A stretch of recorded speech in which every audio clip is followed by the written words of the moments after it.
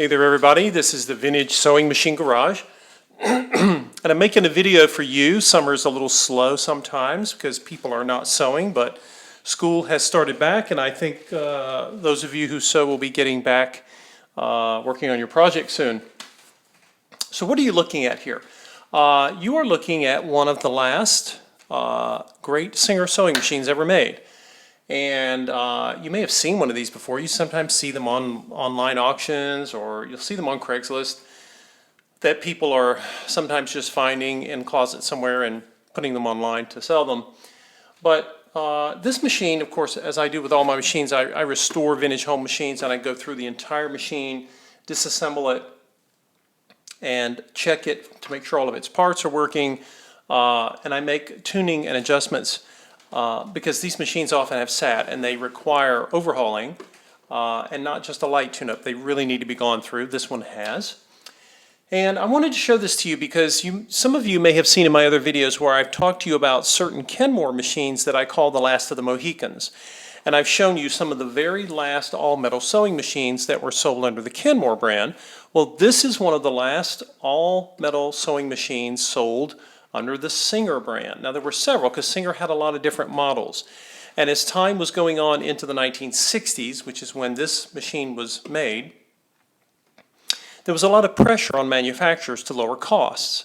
And eventually they would all end up using plastic components on the inside, things like gears and drive shafts. And that's unfortunate because that's when sewing machines were no longer what I call heirloom quality.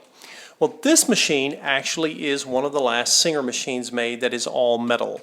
They were doing this with their other sewing lines, such as the Slant-O-Matic machines that they ended up calling Touch and Sews. But this machine is metal where it counts.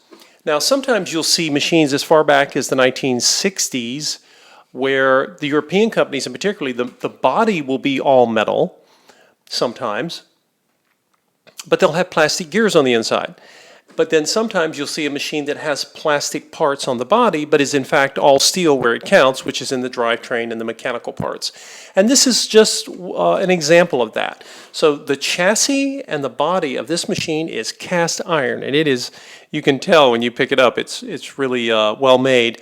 But then the cap, or the top here, which is, I guess it's like the hood of the engine on a car, and then the little side door, these are plastic. But that's okay because these are they don't bear any weight or stress, and they're not mechanical parts. They're not moving parts. They're basically here as a dust cover, if you will, for the whole machine's insides.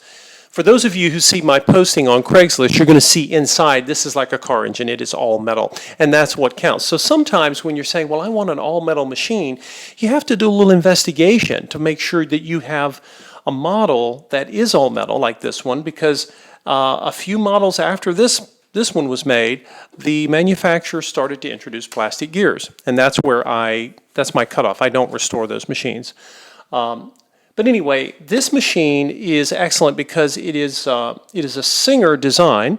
It uses a Singer Class 15 bobbin, which is very well known. It's been around almost 100 years. And those bobbins are easy to get, by the way. No problem there, as are the bobbin cases.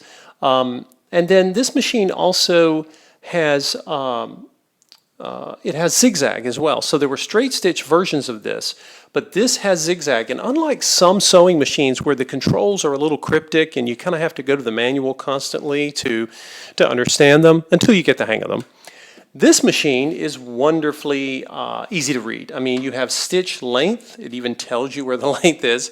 Eventually you don't need this because you'll remember. You have back tacking or reverse where you go up for reverse. Long stitch, short stitch, you have a variety of stitch controls here.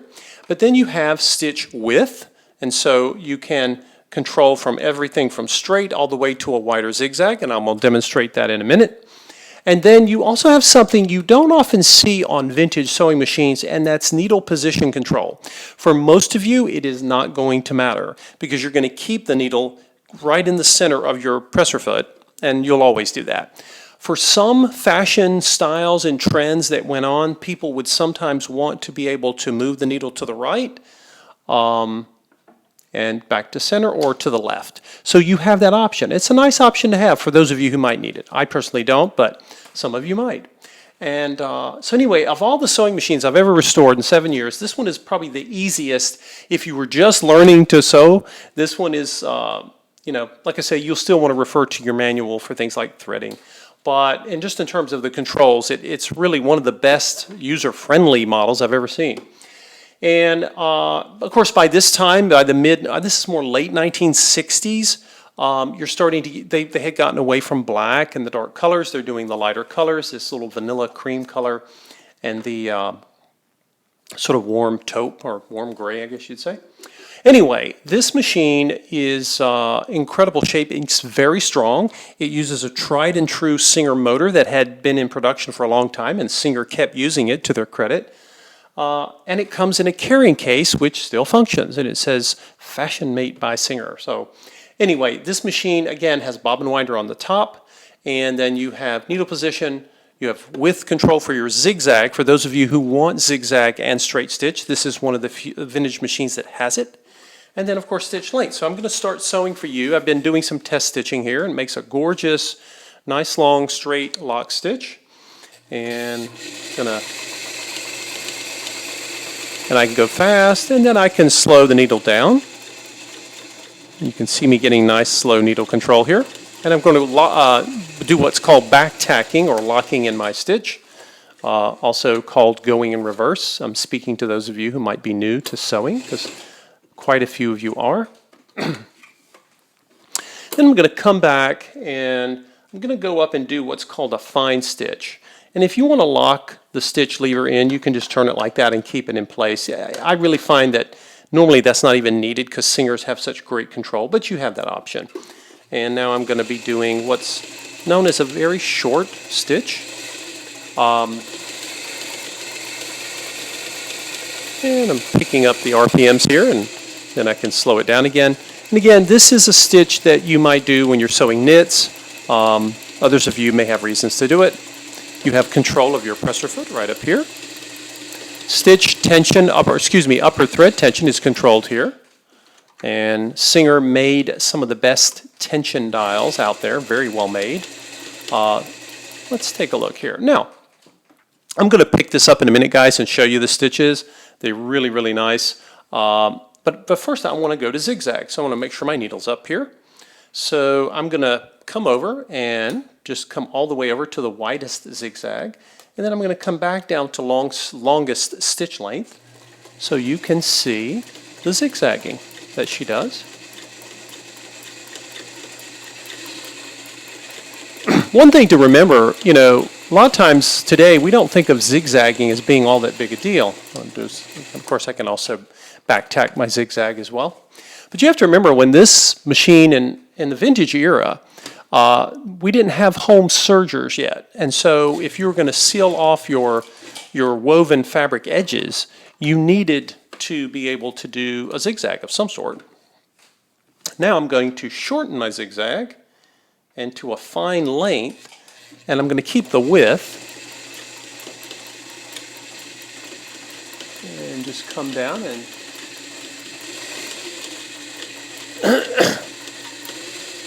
when I do these really short length zigzag stitches, that's when you really can sort of get a feel for basically what it was like to try to basically fix the edge of a stitch when you didn't have a serger. So now I'm going to take this out and be right back. Okay, guys, just wanted to turn my fabric around, and now I'm giving a demonstration of zigzagging, but with a shorter stitch length. Now I'm going to make it even more fine.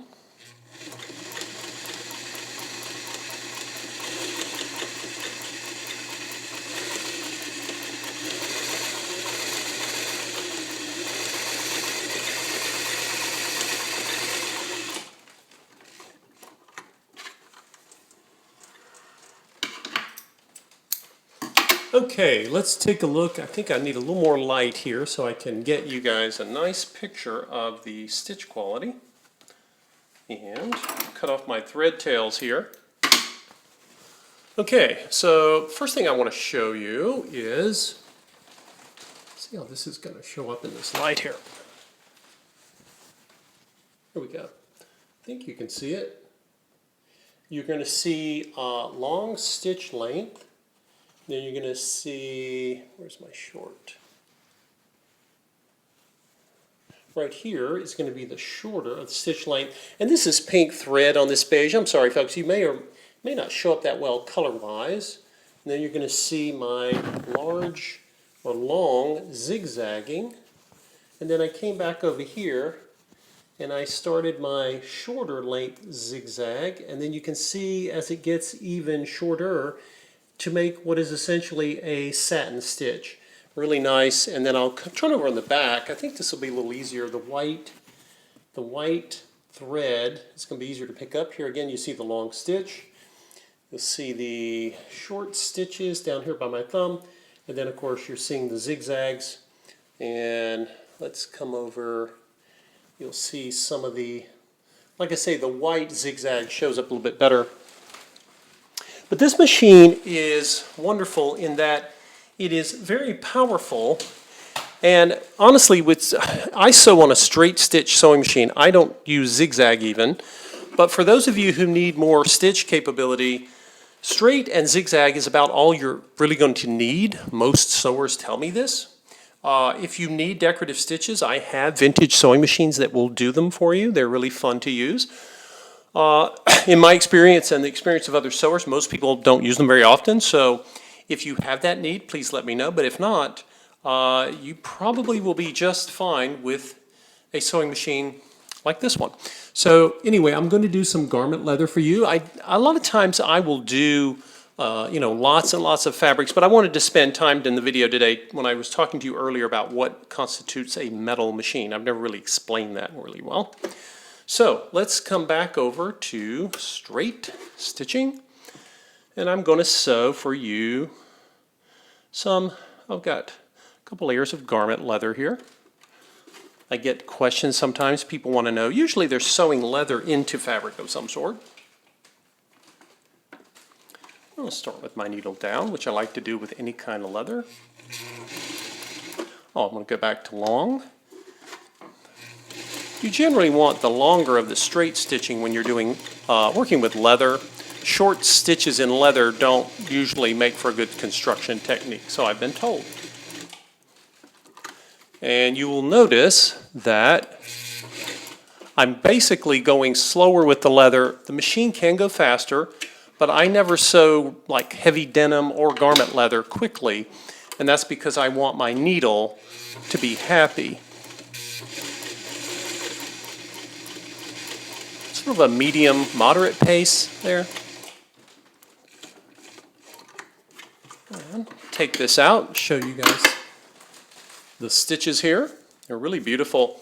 You will see, I think this is going to show up for you.